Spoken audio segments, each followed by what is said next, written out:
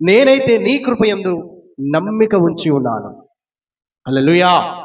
మనమందరము దేవుని కృపయందు నమ్మిక ఉంచుదుము గాక. ఎవరైతే దేవుని కృపయందు నమ్మిక ఉంచుతారో వారి జీవితంలో నిశ్చయముగా దేవుని రక్షణ చూస్తారు. హల్లెలూయా.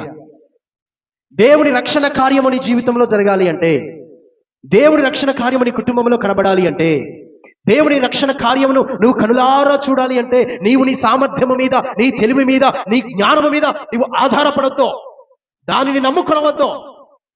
దేవుని కృపను నువ్వు నమ్మాలి. హల్లెలూయా. ఆ కృప నిన్ను రక్షిస్తుంది. హల్లెలూయా. ఆ కృప నిన్ను రక్షిస్తుంది. దావీదును చంపడానికి సౌలు ఎన్నోసార్లు ప్రయత్నం చేశాడు, ఎన్నోసార్లు బల్లములు విసిరాడు. కానీ దావీదు తన జ్ఞానం మీద ఆధారపెడితే ఎప్పుడో ఈటకి బలైపోయేవాడు. కానీ దావీదు దేవుని కృపని నమ్మకం పెట్టుకున్నాడు. గొర్రెల దొడ్డిలో ఉన్న నన్ను తీసుకొచ్చినటువంటి దేవుడు, గొలియాతు చేతిలో నుంచి విడుదల చేసి జయకేతనమునకు అనుగ్రహించిన దేవుడు, సింహాల నోటిలో నుంచి నన్ను విడుదల చేసిన దేవుడు, ఎలుగుబంటి నోటిలో నుంచి రక్షించిన దేవుడు, నిశ్చయముగా ఆయన కృప నాకు తోడుగా ఉంది గనుక నేను నిశ్చయముగా విడుదల పొందుకుంటాను. గట్టిగా చప్పుడు దేమైపరచండి. హల్లెలూయా.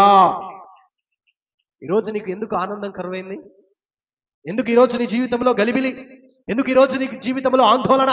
ఎందుకు ఈరోజు నీ జీవితంలో గాలి తుఫాను? ఎందుకు ఈరోజు నీ జీవితము కూలిపోయే పరిస్థితికి వస్తుంది?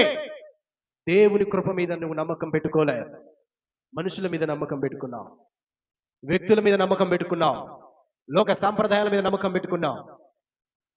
కాబట్టి ఈరోజు నీకు ఆనందం లేదు, కాబట్టి ఈరోజు నీకు సంతోషం లేదు. ఏదో తెలియని బాధ, ఆందోళన, కలవరము నిన్ను నీ కుటుంబాన్ని వేధిస్తూ ఉంది, నిన్ను నీ జీవితాన్ని వేధిస్తూ ఉంది. ఈరోజు ప్రభువు నీతో మాట్లాడుతున్నాడు.